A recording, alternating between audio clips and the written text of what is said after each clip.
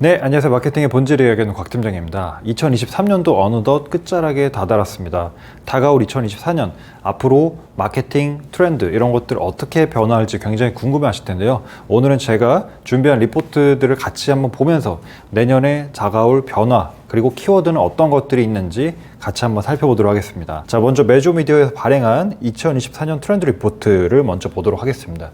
이 리포트는 사실은 광고보다도 전반적인 디지털 트렌드에 대해서 다루고 있는 리포트라고 보시면 될 것 같습니다. 크게 5가지 키워드를 제시를 하고 있는데요. 첫 번째로는 우리가 AI라는 키워드가 올해에 이어서 또 등장을 하고 있습니다. 그리고 두 번째로는 저희가 소셜 네트워크 서비스가 요즘에 점차 유료화되는 그런 흐름으로 가고 있기 때문에 그러한 흐름을 다룬 SNA라고 되어 있나요? 그리고 세 번째로는 OTT입니다. OTT가 또 올해 굉장히 활약했던 한 해이기도 했죠. 그리고 이제 네 번째로는 다시 한번 올드 미디어가 주목받는다 라는 이야기인 것 같습니다. 그리고 다섯 번째로는 이커머스가 이제 성장기에서 성숙기로 접어들면서 변화를 맞았다라는 이야기까지 다뤄보는 것 같습니다. 자, 첫 번째 주제는 Generative AI라고 해가지고 생성형 AI에 대한 트렌드에 대해서 다루고 있습니다. 뭐 올 한 해 돌아보면 사실 챗GPT가 가장 센세이션 했던 것 같고요. 그리고 잠시 좀 주춤을 하긴 했으나 다양한 플랫폼이나 다양한 서비스에서 AI를 이식을 하면서 이제는 우리가 AI가 일상생활 속에 완전히 들어오고 있다라고 해도 과언이 아닐 정도로 업무에서도 이제 점차 활용이 되어 가는 것 같습니다. 같이 한번 보도록 할게요. 자, 챗GPT 출시 후 이용자 수 추이를 보여주는 것 같습니다. 서비스 출시 22년 11월, 작년 11월에 진행을 했었는데 1년 사이에 이용자 수가 불과 3개월 만에 1억 명을 돌파를 했고 2023년 5월에 이미 18억 명 방문자 수가 돌파를 했다라고 이야기가 될 만큼 굉장히 올 한 해 동안 큰 파장을 일으켰던 건 분명했습니다. 그리고 이제 대표적인 서비스들을 살펴보면 오픈 AI에서 만든 챗 GPT가 있고요. 그리고 마이크로소프트에서 이제 그 빙에다가 이제 이식을 했죠, GPT를.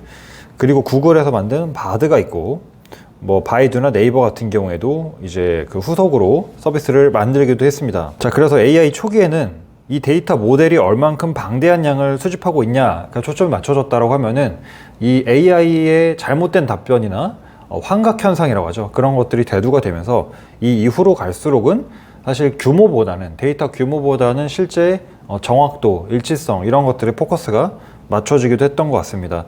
그래서 실제 서비스에 적용이 되다 보니까 우리가 검색을 하는 검색 포털이라든지 아니면은 개인 취향에 맞는 맞춤형 쇼핑이라든지 이런 쪽으로 전개가 되는 것 같습니다. 그래서 주요 서비스들이 쭉 소개가 되고 있고요. 자, 마케팅 업계에서도 AI가 많이 활용이 되는데 첫 번째로는 광고 부문입니다. 광고 부문. 삼성생명 광고에서 사실은 광고 영상의 모든 요소, 이미지, 배경, 음악, 징글까지 모든 요소가 AI로 만들어진 그런 광고가 생기기도 했습니다. 그럼 우리가 앞으로 이제 모델 시장이라든지 광고 시장에 있어서 많이 영향을 줄 수 있겠구나 한번 생각해 볼 수 있고요. 그리고 컨텐츠 부문에도 고객과 직접 소통하는 AI가 친구 역할로 해서 대화를 해주는 그런 컨텐츠도 나온 것이 있습니다. 그리고 이제 디지털 캠페인으로서 특정 사이트에 접속을 해서 고객한테 온라인상의 경험을 제공해주는 그런 형태로도 AI가 활용이 되어 왔습니다. 그리고 우리가 디지털 광고에서 주로 활용하는 메타나 구글, 틱톡과 같은 플랫폼에서도 AI 기능을 적극적으로 채택을 하면서 뭐 컨텐츠를 조금 더 창작하거나 생성하는데 도움을 주는 그러한 형태들의 기능들도 많이 채택이 되고 있는 것 같습니다. 자, 그리고 이제 이러한 AI 흐름 자체가 광고의 흐름까지도 바꾼다라고 지금 나오고 있는데요. 기존에는 우리가 광고 프레임 자체가 고객한테 브랜드에서 일방적으로 메시지를 전달하는 그런 방식으로 전개가 되어 왔습니다. 근데 앞으로 이제 AI가 적용되면은 고객과의 대화를 통해서 조금 더 양방향적인 정보를 주고받으면서 그 사이사이에 이제 광고가 투입되는 그런 형태로 광고 노출 형태가 바뀔 수 있다라고 할 수가 있겠습니다. 그래서 기존에는 우리가 예를 들어서 네이버에서 뭐 스피커를 검색을 해서 제품을 모두가 똑같은 제품을 봤다고 하면은 이제는 고객의 검색 패턴이나 취향 혹은 이제 인구 통계, 연령, 성별에 따라서 같은 스피커를 네이버에서 검색하더라도 서로 다른 제품을 만날 수 있는 그런 이제 흐름으로 변화가 되겠습니다. 자, 이러한 AI 시대에 마케터가 가져야 될 역량도 조금 변화를 하고 있는데요. 우리가 예전에는 필요한 정보를 찾는 능력을 검색 역량으로 주로 평가를 했다고 하면은 이제는 AI한테 시켜야 되기 때문에 질문을 해야 되기 때문에 정확한 질문을 줄 수 있는 프롬프트 엔지니어링 역량, 그리고 데이터가 나왔을 때 이 데이터를 가지고서 다시 한번 해석하는, 한마디로 통찰력 있게 인사이트를 도출하는 디지털 리터러시 역량이 굉장히 중요해졌다라고 할 수가 있겠습니다. 자, 이렇게 해서 생성형 AI란 주제가 다뤄져 왔고요. 사실은 챗 GPT부터 시작해서 내년에도 굉장히 큰 실생활에 투입 그리고 파장이 일어날 걸로 생각이 되고 있습니다. 그리고 두 번째 키워드로 소개가 되고 있는 것이 바로 SNA라고 하는 Subscription No Ad라고 해서 더 이상 이제 SNS 서비스에 광고가 붙지 않는다라는 트렌드를 두 번째 키워드로 꼽고 있습니다. 자, 소셜미디어 기업들이 구독 서비스를 통한 유료화 움직임을 보이면서 광고를 제거해 준다는 점이 눈에 띄고 있습니다. 이러한 서비스의 전망을 같이 한번 알아본다라고 되어 있는데, 사실 이제 올해 그 트위터, 그러니까 X도 그렇고 메타도 그렇고 점점 이제 서비스들이 유럽 중심으로 했을 때는 광고가 없어지는 그런 비즈니스 모델들이 나오고 있죠. 메타가 광고 없는 유료 구독 모델을 실제로 유럽에서 출시를 했지만, 이게 만약에 아시아나 전 세계로 확대가 된다면, 그럼 만약에 사용자 10명 중에서 한 3명 정도만 광고를 안 보고 이런 유료 요금제에 가입을 한다라고 하면은 앞으로 개인 맞춤형 광고에 대한 전체적인 인벤토리 그리고 정확도, 이런 것들이 과연 더 좋아질까, 살짝 어두운 전망을 보인다라고도 할 수 있겠습니다. 자, 그래서 유럽에서는 월 12.99 유로를 지불을 하면은 광고 없이 페이스북과 인스타그램을 이용할 수 있는 현재 상황이고요. 사용자의 선택에 의해서 지금과 같이 무료 서비스를 이용을 하면서 광고를 보는 이제 그런 선택도 가능하겠습니다. 하지만 이제 이런 서비스 자체가 요금제가 나왔다라는 거는 앞으로 한 명이라도 더 유료 고객으로 전환이 됨으로써 맞춤형 광고에 대한 모수 자체는 줄어들 수 있다는 걸 의미하기도 합니다. 자, 그러면 잘 나가던 SNS 서비스들이 왜 다 같이 유료화에 대한 이야기를 꺼낸 걸까 같이 한번 볼 필요가 있겠는데요. 지금 보시는 화면에 보시면 대부분의 SNS 서비스가 이 빨간색 원으로 그려져 있는 90% 이상의 매출이 바로 광고로부터 나온다라는 점을 알 수가 있습니다. 사업에서 가장 이제 중요한 부분을 차지하고 있는데요. 문제는 이제 개인정보 보호 정책이 유럽에서부터 강화되었다는 지점에 있습니다. 맞춤형 광고가 규제를 받고 있죠. 사실 이제 메타나 틱톡 이런 플랫폼에서 쓰는 개인정보는 고객이 휴대폰, 그러니까 스마트폰 디바이스에 이제 저장된 정보를 토대로 앱에서 그 정보를 이제 읽어오는 방식이 되겠습니다. 그런데 이제 애플이나 구글 자체에서 개인정보를 보호를 강화하다 보니까 사실은 소셜 서비스들이 개인정보를 마음껏 쓰던 그런 시대에서 조금 이제 변화를 맞이한 것이죠. 그래서 유럽을 포함한 전 세계 각국에서 맞춤형 광고를 제한하는 법률이 도입되고 있으며 이러한 영향이 가장 크다. 그래서 맞춤형 광고 규제를 하는 디지털 서비스법, 시장법 이런 것들이 이제 소셜 네트워크 서비스를 지금 옥죄이고 있고요. 한 걸음 더 나아가서 서드파티 쿠키 중단, 우리가 이제 PC 브라우저에서 사용하는 구글 크롬이라든지 이런 쪽에서도 사실 개인정보를 더 이상 다른 광고 회사한테 제공하지 않겠다라고 선언을 했기 때문에 우리가 이제 인터넷 PC로 접속되는 그런 개인 정보들, 또 모바일로 접속되는 정보들 자체가 마음대로 기업에서 활용하기 어려운 그런 상황에 직면해 있다고 할 수 있겠습니다. 따라서 맞춤형 광고 규제 영향이 일단 첫 번째고, 서드파티 쿠키 제공 중단 영향도 엎친 데 덮친 격으로 현재 지금 광고 서비스들을 얽매이고 있다. 따라서 이제 메타와 틱톡과 같은 SNS 서비스에서는 그동안 개인 맞춤형 광고로 돈을 잘 벌었는데, 이제는 그런 것들이 좀 흔들리기 때문에 다른 수익 모델을 마련할 필요성이 있어졌다. 그래서 나온 것들이 바로 광고가 없는 구독 모델, 대신 돈을 내시면 광고를 안 보게 해드려요 라는 이제 모델을 만들었다. 새로운 수익원을 확보하고 고객의 사용 경험을 강화하고, 그 다음에 개인정보 맞춤형 규제에 대응할 수 있는 그런 방향성으로 이 SNA, Subscription No Ad라는 문화가 지금 만들어지고 있다는 겁니다. 자, 그래서 이러한 SNA가 새로운 SNS 이용 방식의 표준이 될 것인가 주목을 하고 있는데요. 구 트위터인 X도 그렇고 스냅챗도 그렇고 틱톡도 마찬가지로 유료 요금제, 비용을 내면 광고를 보여주지 않겠다라고 지금 움직이고 있는 현재 상황이다라고 볼 수 있습니다. 자, 그래서 대표적인 성공 사례로 유튜브 프리미엄 모델이 소개가 되고 있습니다. 사실 유튜브 프리미엄은 가장 성공한 디지털 구독 모델 중에 하나죠. 그런데 이제 이용자가 늘어갈수록 단순히 광고를 없애주는 것뿐만 아니라 유튜브 뮤직이란 서비스를 무료로 제공하면서 지금 멜론을 거의 바짝 추격할 만큼 그 정도로 사용자가 많아졌었죠. 그래서 이제 여기서 얘기하는 거는 이 광고를 없애주는 것 이상의 차별화된 서비스 혜택이 있어야지만이 이 모델이 표준으로 자리 잡을 수 있다라는 이야기를 하고 있습니다. 세 번째로는 이제 OTT라는 키워드가 소개가 되고 있습니다. 사실은 이제 TV를 거의 보지 않는 시대, 유일하게 스마트 TV만 성장을 하고 있는데요. 이제 TV 자체를 OTT 컨텐츠를 보기 위해서 구매하는 그런 시대에 지금 와 있다라고 볼 수가 있겠습니다. 자, OTT 국내 추이를 보게 되면 당연히 넷플릭스가 압도적으로 지금 1위를 달리고 있지만 약간씩 조금 빠지는 그런 경향성을 보이고 있고요. 얼마 전에 또 보도자료 나왔던 게 티빙과 웨이브, 국내 OTT 두 개 회사가 이제 합병을 한다, 인수합병을 한다라고 했기 때문에 또 국내에서 굉장히 큰 플레이어가 나오지 않을까 생각이 됩니다.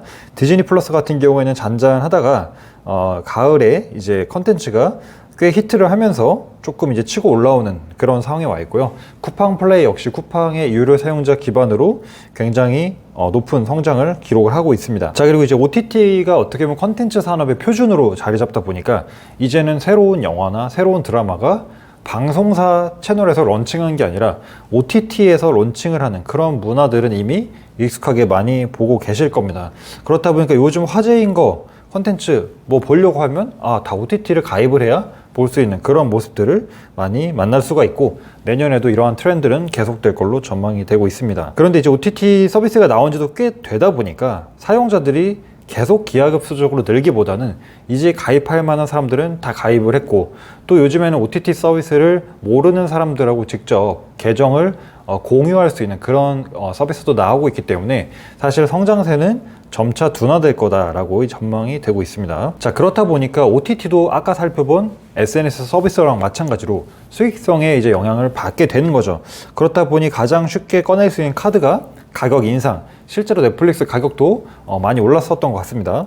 그리고 계정을 예전엔 자유롭게 공유했다면 그런 부분도 단속을 하고 요금제를 조금 더 개편을 해서 화질에 따라서 요금제를 달리한다든지 혹은 접속 기기를 제한한다든지 이런 식으로 다양한 선택권을 주어서 사용자들을 잃어버리지 않기 위해서 노력을 하고 있습니다. 사실 넷플릭스의 광고 요금제가 가장 또 성공적인 사례로 소개가 되고 있는데요. 앞서 우리가 살펴본 SNS 파트에서는 우리가 비용을 내면 광고를 안 볼 수 있었지만 그렇죠? 지금 넷플릭스는 반대입니다. 우리가 비용을 내지만 다른 요금제보다 적게 내는 대신에 광고를 보면 조금 더 저렴하게 이용하게 해주는 그런 서비스라고 할 수가 있겠습니다. 보시면은 그로 인해서 넷플릭스의 수익이 계속 떨어지지 않고 우상향할 수 있었다라고 분석이 되고 있습니다. 자, 그래서 이러한 이제 광고가 포함된 요금제 자체는 국내 OTT까지 확산이 될 거다라고 전망이 되고 있고 기존에 우리 사용자들이 비용을 10,000원 이상씩 내야 되다 보니까 부담을 느끼던 그런 것들을 해소해 주면서 합리적인 요금을 제공을 하되 그 대신 광고를 봐야 되는 그런 형태로 요금제가 변화가 될 것이다 라고 전망을 하고 있습니다. 자, 그리고 네 번째 키워드로는 CTV 그리고 PDOH라는 키워드가 소개가 되고 있습니다. CTV란 커넥티드 TV를 의미를 하고요. PDOH란 우리가 디지털 5개 광고 중에서도 우리가 프로그래밍 시스템적으로 통제가 가능한 그런 디지털 5개 광고를 뜻한다라고 이해를 하고 넘어가시면 될 것 같습니다. 실제적으로 이제 우리가 디지털 기술이 결합한 5개 광고가 계속 성장을 하고 있다라는 그래프가 나오고 있고요. TV 광고를 우리가 보통 볼 때 예전에는 모든 사람들이 다 같은 광고를 봤었습니다. 맞죠? 그러다가 이제 우리가 IPTV를 이용을 하게 되면서 사실은 우리 가구별로 다양한 다른 광고를 서로 보게끔 가구별 타겟팅이 가능했습니다. 그런데 이제는 한 걸음 더 나아가서 이제는 시청자 자체를 정밀하게 타겟팅하는, 이 시청자를 어떻게 식별하냐, 어떤 사람들이 컨텐츠를 보는지를 컨텐츠 기반으로 시청 정보를 분석해서 맞춤형 광고를 내보내는 형태로 이제 진화가 되고 있다라고 이야기가 되고 있습니다. 따라서 TV 광고 자체도 타겟팅이 가능하며 그 타겟팅의 정확도가 예전보다 올라갔다 이렇게 볼 수가 있을 것 같아요.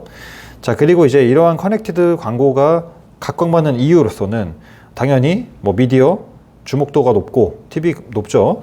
그리고 정교한 타겟팅이 가능하다. 이제 인구 통계뿐만 아니라 실제 그 시청한 컨텐츠 이력을 기반으로 해서 고객이 이 사람은 다큐멘터리를 많이 보네, 이 사람은 스포츠를 많이 보네, 이 사람은 예능이나 드라마를 많이 보네, 식별이 가능하다는 거고요. 이런 것들이 전부 투명하게 데이터 기반 마케팅으로 기록이 되기 때문에 믿고 광고를 할 수 있다라고 이야기되고 있습니다. 자, 그리고 우리가 OOH 광고라고 하면은 흔히 5개 광고를 이제 의미하는데 5개 광고도 조금 진화를 했다라는 겁니다. 기존의 5개 광고는 지금 보시는 이제 이런 이미지처럼 길 가다가 운전하다가 한 번씩 보는 그런 이제 인쇄형 포맷을 띄고 있죠. 그런데 요즘 이제 코엑스나 복합 문화시설에 가보면 이렇게 디지털 패널이 설치된 디지털 5개 광고도 많이 보셨을 겁니다. 근데 이젠 여기서 더 나아가서 PDOH라고 해가지고 이 디지털 5개 광고와 시스템이 연결이 돼서 그날 날씨라든지 혹은 뭐 예를 들어서 광화문에 어떤 행사가 있다, 혹은 명동에 행사가 있다, 그런 특별한 이슈가 있을 때 특정 스팟의 광고를 조금 더 몰아준다든지 이런 식으로 조금 더 상황에 맞게 통제가 가능한 그런 유연한 광고 매체라고 이제 소개가 되고 있습니다. 자, 그리고 이런 PDOH 광고의 성장 전망에 대해서 몇 가지 근거를 가지고 있는데, 첫 번째로는 사용자의 시선을 추적할 수 있다. 이 디스플레이 자체에 카메라가 부착이 돼서 이 보행자들이 실제로 가면서 이 광고를 보는지 안 보는지, 혹은 본다고 하면 어떤 쪽을 많이 보는지를 추적을 할 수 있다고 해요. 그리고 사용자의 GPS 값을 기반으로 이 사용자가 관심 있어 할 만한 곳에 광고를 노출한다라는 개념도 있겠고요. 그리고 그날의 위치라든지 날씨, 온도, 교통 상황에 따라서 광고 인벤토리를 실시간으로 조정할 수 있다라는 특징이 성장 전망성으로 근거가 제시가 되고 있습니다. 그래서 우리가 앞으로는 고객이 집 안에 있을 때는 이런 커넥티드 TV를 통해서 조금 더 고객과 맞춤형 광고를 내보낼 수 있을 것으로 전망이 되고 있고, 고객이 집 바깥에 있을 때는 PDOH와 같은 실제 통제가 가능한 디지털 5개 광고를 통해서 조금 더 정확한 광고나 마케팅이 가능해진다라고 전망이 되고 있습니다. 자, 그리고 마지막 5번째 키워드는 이커머스 파트 보도록 하겠습니다. 뭐 이커머스 파트는 항상 나오는 부분인 것 같습니다. 그런데 우리가 코로나 때 이커머스가 사실 누가 봐도 또렷하게 많이 성장을 했었었죠. 그런데 코로나가 끝나면서 이제 이커머스도 성장기에서 성숙기로 접어들면서 처음으로 성장률이 두 자리가 아니라 한 자리, 성장세가 한 자릿수로 성장한 그런 꺾이는 추이를 보였다라고 이야기가 시작이 되고 있습니다. 그렇다 보니까 이커머스의 수익성이 이제는 끊임없이 강화되는 게 아니라 약간 정체, 유지 이런 느낌으로 가고 있다는 거죠. 그렇다 보니 이제 큰 방향성 자체를 해외로 눈길을 돌린다든지, 혹은 이커머스 내부에서 신규 서비스를 한다라든지, 이 플랫폼 안에서 뭐 신세계나 아니면 오픈마켓 안에서 광고를 조금 더 정교하게 만들어서 광고 수익을 낸다든지 이런 식으로 변화를 하고 있다라고 합니다. 대표적으로 이제 쿠팡 같은 경우에는 국내를 정평을 하고 나서 이제 대만 쪽으로 또 진출을 한 이제 그런 상황이 소개가 되고 있고요. 네이버 같은 경우에는 미국의 패션 서비스인 포시마크라는 서비스를 인수를 했죠. 그래서 이런 기반을 토대로 해외로 계속해서 진출을 한다라고 소개가 되고 있고요. 또 커머스 안에서 서비스를 다각화한다. 쿠팡의 로켓럭셔리는 어찌 보면 명품 소비자만을 타겟팅하는 쿠팡 안에서의 또 하나의 서비스다라고 소개가 되고 있고요. 뭐 CJ나 네이버의 사례도 소개가 되는데, 조금 더 이제 영역을 전문성 있게 확장을 하는 거죠. 우리가 뭐 마켓컬리도 사실 신선식품으로 시작을 했지만 뭐 화장품관도 오픈을 하고 했듯이, 이제는 뭐 무신사 자체도 꼭 옷만 하는 게 아니라 옷과 관련된 뭐 문화에 대한 걸 다룬다든지 이런 식으로 접근이 된다라는 겁니다. 자, 그리고 세 번째 방안으로는 광고 사업 기반을 이제 구축을 한다라는 거죠. 자, 롯데 같은 경우에도 롯데 계열사 이커머스가 굉장히 많죠. 그러한 고객 데이터를 토대로 광고 플랫폼 사업을 전개를 한다. 또 신세계 같은 경우에도 뭐 SSG.com이라든지 여러 이제 커머스를 보유를 하고 있는데, 거기서의 데이터베이스를 기반으로 마케팅에 활용을 한다라는 겁니다. 자, 그리고 또 하나의 요즘 떠오르는 흐름이 이 중국 서비스, 알리익스프레스를 비롯해서 초저가 앱 시장이 굉장히 빠르게 성장을 하고 있는데요. 굉장히 중요한 부분인 것 같습니다. 알리익스프레스 같은 경우에는 23년 1월에 월 사용자 수가 한 280만 명 정도가 됐는데, 10월 달에 거의 2배 가까운 성장, 530만 명 정도까지 올라왔고, 계속해서 뭐 올라가겠죠. 그리고 여러분, 알리익스프레스와 견주어서 테무, 그리고 쉬인 이런 앱들도 있습니다. 그 중에서 테무 같은 경우에는 3개월 만에 260만 명이 넘을 정도로 굉장히 초저가 중국 앱들이 빠르게 성장을 하면서 사실 국내에서 사업하시는 분들한테도 상당한 영향을 주고 있는 그런 추세라고 할 수 있겠습니다.